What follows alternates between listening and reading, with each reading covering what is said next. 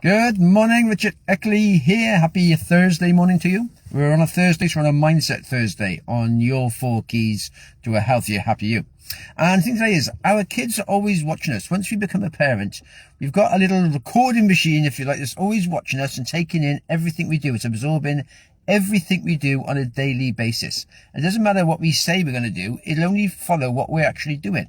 It'll actually just have the same food we're eating, whether it's good or bad, and it'll pick up the habits we have. Actually, the children get their belief system from the parents, but we got ours from our parents. So it's the same thing with the kids. They're going to get their belief system, their core values, how they should behave, their social skills from us. So they're permanently watching us, how we're behaving. So if we're quite calm and relaxed with things, then quite often the child will be quite calm and relaxed. If we're quite hyper, angry, get aggressive, the child will be that way as well. They pick up what we're doing. And for them, that is the norm. So if the normal for them every day is people screaming and shouting and getting very loud, they'll think that's the normal. So that's how they'll be. I mean, there are slight variations to it. This is like the basics of how they actually develop their system is actually by learning what's the environment's going on around them. As I said, if they grew up in a war zone would be their normality, and quiet would be quite scary to them. If they grew up in a quiet place, then a war would be scary because there's all the noise. It's just what you're used to. The environment is such a massive influence on kids. From infant to the age of around 6 or 7, that's them like a massive sponge. And they're just absorbing everything in their environment. Every single day, they're learning systems, learning techniques. They're learning how to use their bodies, how to use their minds, their brains, their fingers, how to walk, how to talk. They're learning all these things. So their brain is totally open, like I said, like a massive sponge.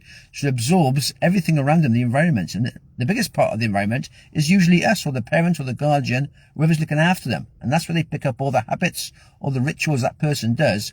They will pick them up and use them for themselves and do it for themselves as their habit. So it's so important to think, okay, then what am I teaching my kids? What habits have I got? Quite often nowadays, unfortunately, we do rely on a lot of technology. It's using the phone, using the TV to to distract our kids, if you like, give them something so they're quiet and they're watching TV.